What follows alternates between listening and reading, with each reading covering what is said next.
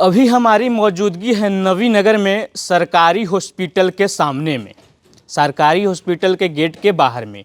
और यहाँ पे एक आप देख रहे होंगे बॉडी पड़ा हुआ है। एक व्यक्ति जिनका मृत्यु हो गया है, उनका लाश सामने हॉस्पिटल के गेट के बाहर पड़ा हुआ है। और उनके परिजन लोग हैं, काफ़ी आक्रोश में हैं।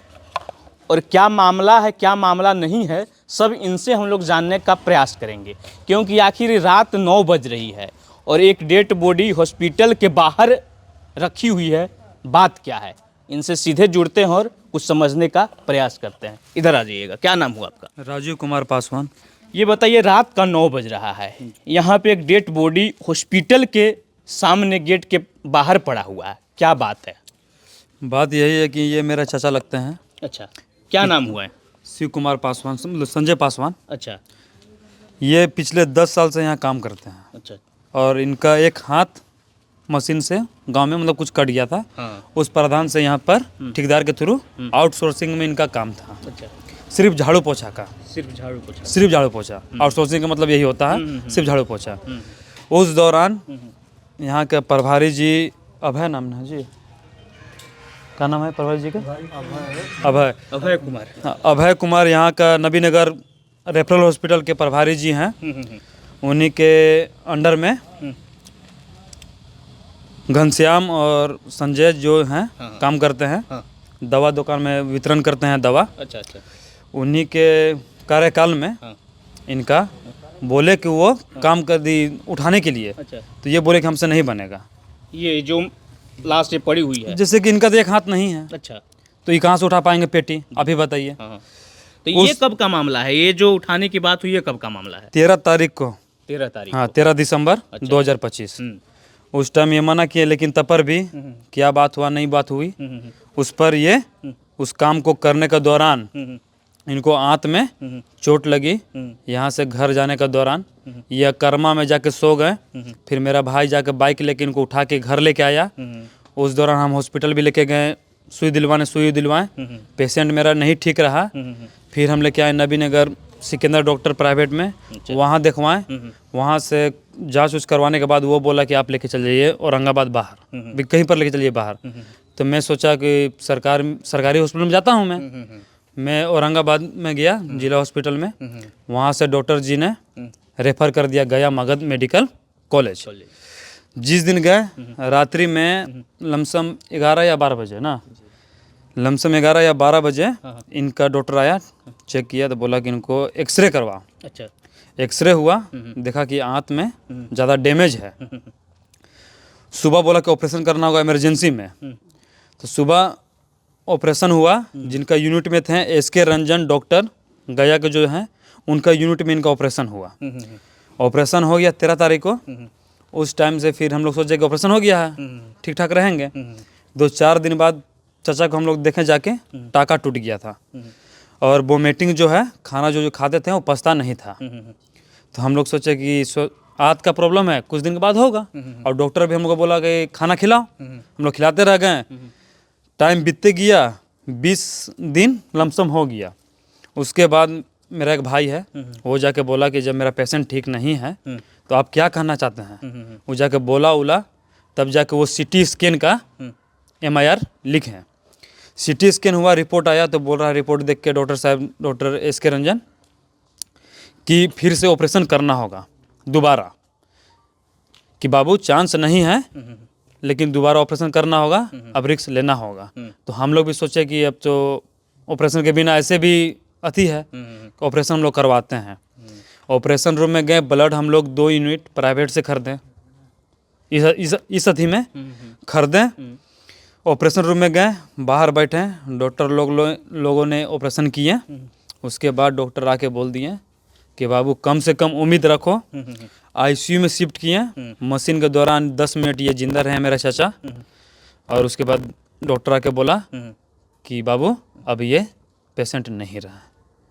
तो हम लोग से यही मांग है कि मेरा चाचा 10 साल इस हॉस्पिटल को दिए हैं, तो मेरा जो मांग है वो हमको पूरी किया जाए। क्या मांग है आप लोगों का? मेरा मांग है 5 लाख रुपये क्योंकि इनका भी बेटी है।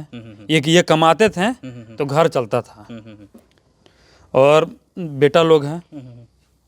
5 लाख रुपया और एक मेरा नौकरी का मांग है, और इसको प्रभारी सर को अधिक करके और इसको हमको करवाने का वो काम करें। अब अन्यथा नहीं तो जो भी होगा फिर हम लोग अपना। घर कहाँ हुआ आप लोगों का? मेरा घर हुआ हरदासपुर हम लोग का, ग्राम बसडीहा, थाना टंडवा, पोस्ट कांडी, जिला औरंगाबाद।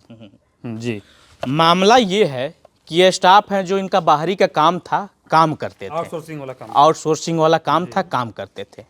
लगभग 20 दिन पहले इनको कोई प्रभारी बुलाते हैं, नहीं यहीं पर थे स्टाफ, प्रभारी की स्टाफ, प्रभारी का जो स्टाफ है, हॉस्पिटल का स्टाफ है, बुलाते हैं, बोलते हैं कि कोई बक्सा इधर से उधर करना पेटी, है, हाँ, दवा पेटी। हाँ।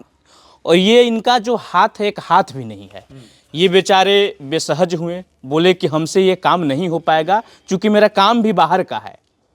तो उधर से जवाब आता है कि प्रभारी सर बोले हैं अगर ये काम नहीं कीजिएगा तो आपको नौकरी से निकाल दिया जाएगा।